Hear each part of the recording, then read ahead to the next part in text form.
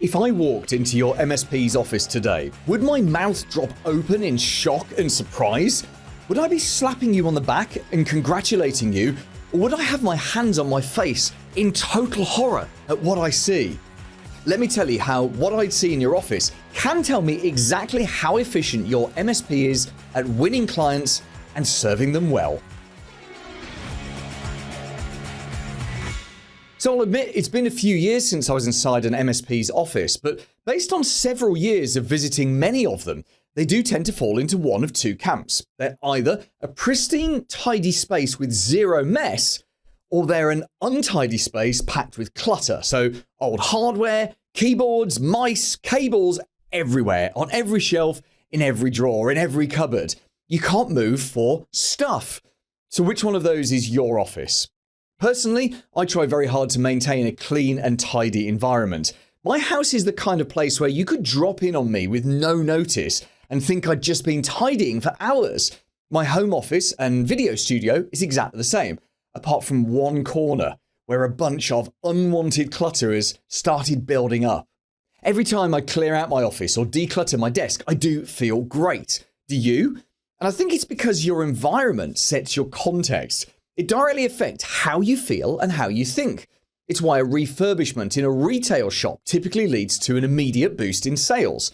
It's also why some people believe a broken window that doesn't get fixed can ultimately lead to the building being burned down. Side note, this is known as broken windows theory. You can Google it. It's where small crimes against an empty building tend to escalate. So if some kids break a window and no one notices that the windows have been broken and no one boards them up, the vandals, they keep returning and they commit higher and higher levels of crime until eventually someone burns the building down. And it explains why if you tolerate one technician being late for work twice a week, every week, eventually that will spread to more of your staff until many of them are routinely late. Context is everything. So if your environment sets your context, here's a challenge for you. Have a good look around your working environment right now, unless you're driving, of course. But if you're in the office, have a good look around. What kind of context is it setting for you? Is there clutter everywhere? Are there piles of old computers waiting for what? What are you waiting for Windows 7 to come back into fashion? Could your office do with a deep clean? Are there cobwebs all over the place? What do the walls look like? Would they benefit from a lick of paint? Another way of looking at it, what could you do in just 30 minutes at the end of work today or tomorrow that could make a dramatic difference to your working environment? Removing the physical clutter from our environment helps us to tackle the mental clutter. With less stuff clogging our minds, we can operate with greater clarity and ultimately get more done.